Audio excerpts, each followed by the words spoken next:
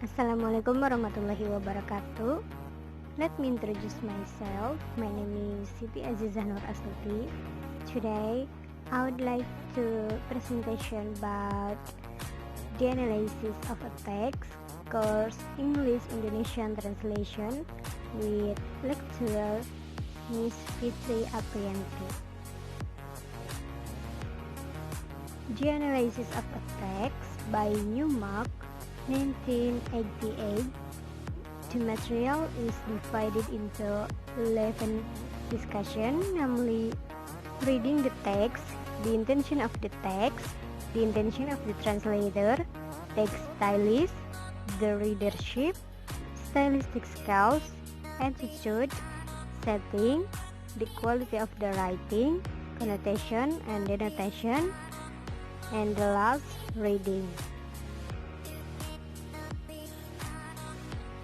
The analysis of a text, its purpose to describe the role and scope of short text analysis in the translation process and explain why the model relevant to translation, and to discuss the applications of the model to translator training, placing particular emphasis on the selection of material for translation classes, grading the difficulty of translation tasks, and translation quality assessment. Jadi maksudnya untuk menjelaskan peranan dan ruang lingkup analisis teks dalam proses penerjemahan dan model tersebut relevan dengan terjemahan. Yang kedua, untuk memberikan penekanan pada pemilihan materi untuk kelas terjemahan, penilaian tingkat kesulitan terjemahan, dan penilaian tergantung kualitas terjemahan. The first discuss is reading the text. You begin the job by reading the original for two purposes. First, to understand what it is about. Second, to analyze it from a translator's point of view, which is not the same as a linguist or a literary critic. Understanding the text requires both general and close reading.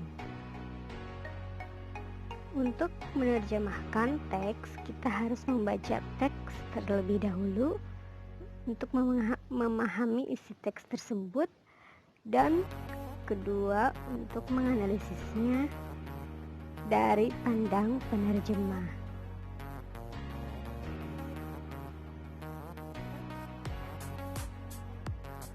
Next, the intention of the text. It's necessary to pay special attention to the type of language and even the grammatical structure specifies impersonal verb. The intention of the text represents the usual writer's attitude of the text or subject matter. Jadi memberi perhatian pada jenis bahasa dan struktur gramatikalnya, serta mewakili sikap penulis terhadap teks atau materi pelajaran. The intention of the translator. Usually, the translator's intention is identical with that of the author of the essay text. Maksud dari penerjemah yaitu biasanya niat penerjemah identik dengan penulis bahasa sumber dari teks. Next, text styles. Following that, we distinguish four types of literary or non-literary text.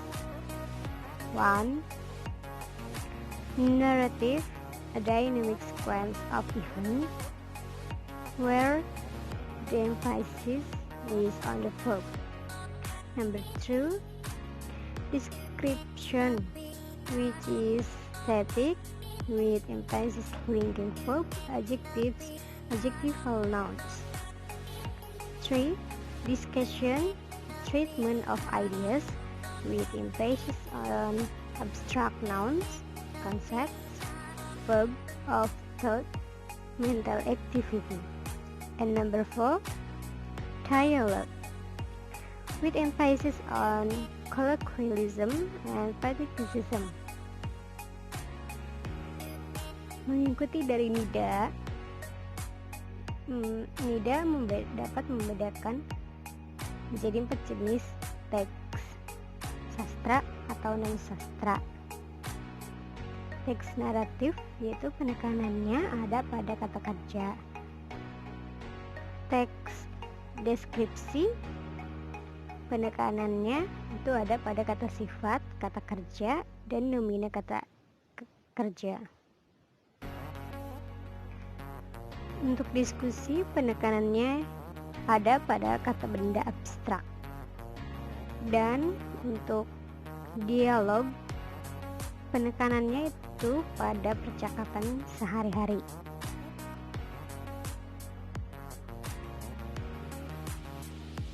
The next discuss is the readership.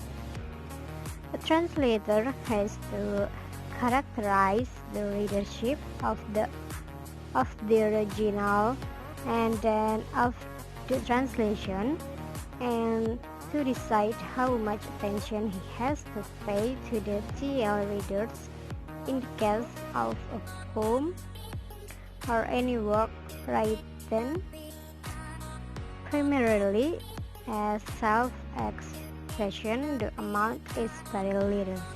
A translator may try to assess the level of education, class, age, and sex of the readership. In summary, translators have to know who the target recipients are. They may have to conduct some research on them and inquire about them. Keterbacaan ini berdasarkan variasi bahasa yang digunakan. Penerjemah itu harus mengetahui siapa penerima target dan menilai dengan tingkat pendidikannya, usianya, dan jenis kelaminnya.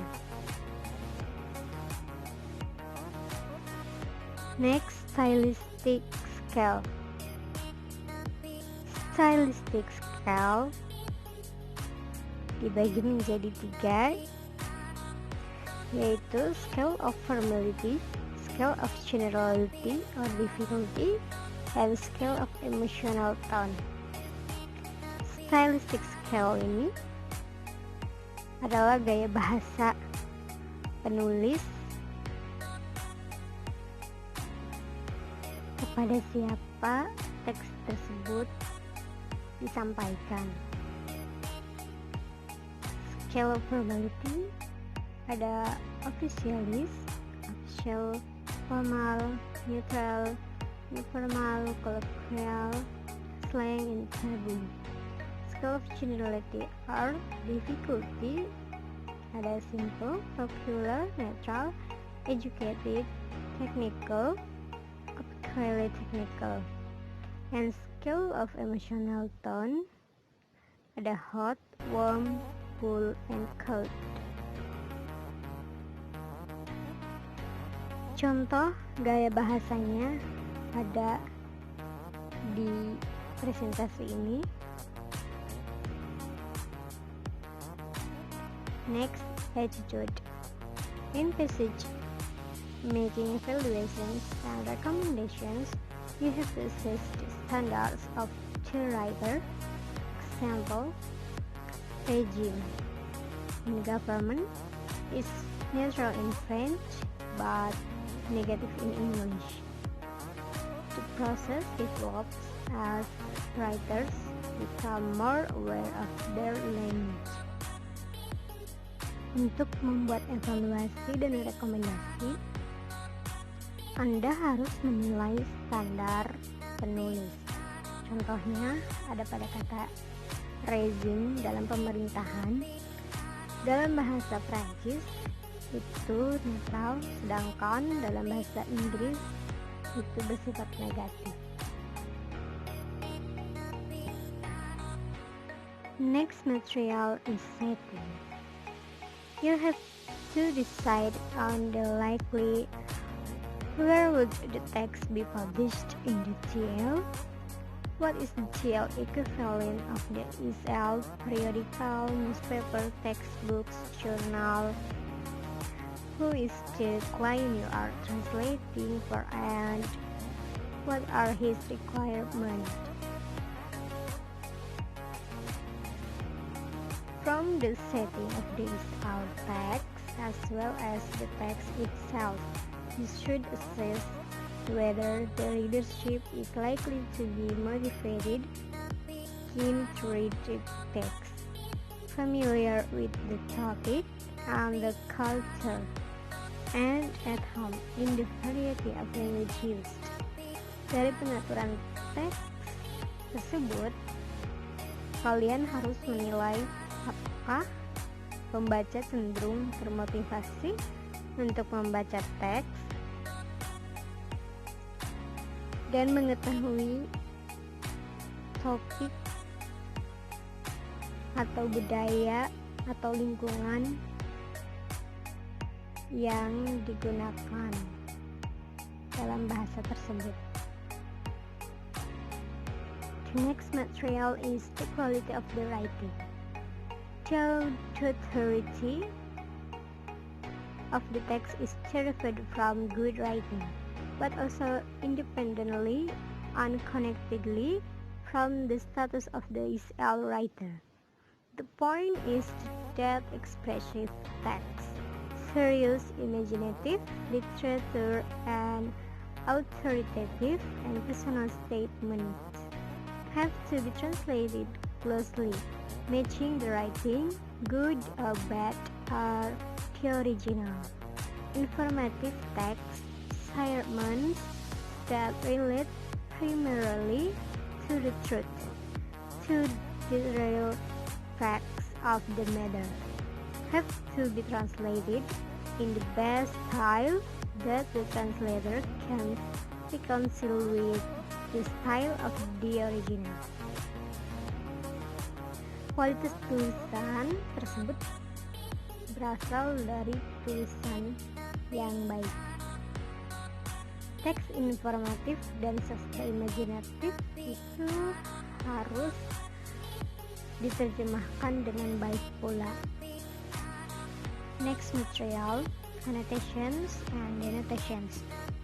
Bear in mind that whilst all texts have connotations, an aura of ideas and feelings suggested by lexical words clearly run may suggest haste, sofa, may suggest comfort.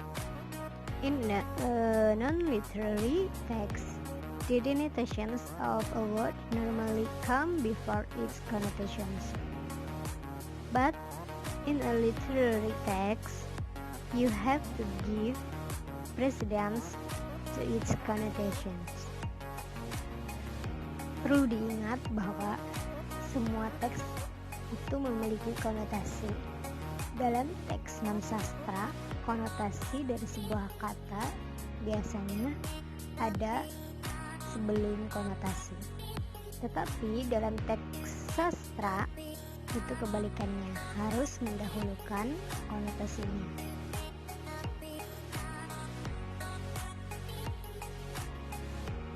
And the last discussed is the last reading. Finally, you should note the culture aspect of the ESL text. You should underline all neologisms, metaphors, culture words, and institutional terms peculiar to the ESL, or third language, proper names, technical terms, and untranslatable words. Untranslatable words are the ones that have no ready one-to-one equivalent in the TL. They are likely to be qualities or actions, descriptive verbs, or mental words relating to the mind that have no cognates in the TL. Di pembahasan terakhir ini harus memperhatikan aspek budaya teks, yaitu dengan menggarisbawahi kata-kata atau istilah yang tidak dipahami atau tidak bisa diterjemahkan. And this is the last slide about conclusion. The analysis of the text in fulfilling all the previous norms is just the first milestone of a translation process, that is comprehension, which means to decode and fully.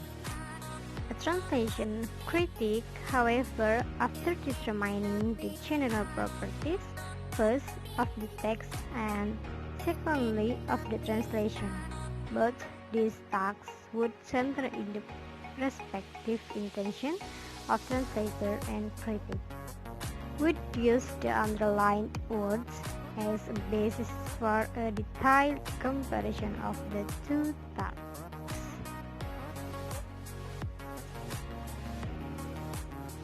Kesimpulannya yaitu untuk menganalisis sebuah teks yang melibatkan semua aspek itu, awal dari proses penerjemahan atau pemahaman. Untuk seorang ahli terjemahan pun telah menentukan sifat umum pertama dari teks dan kedua dari terjemahan itu dengan menggunakan kata-kata yang digarisbawahi untuk membandingkan kedua teks tersebut.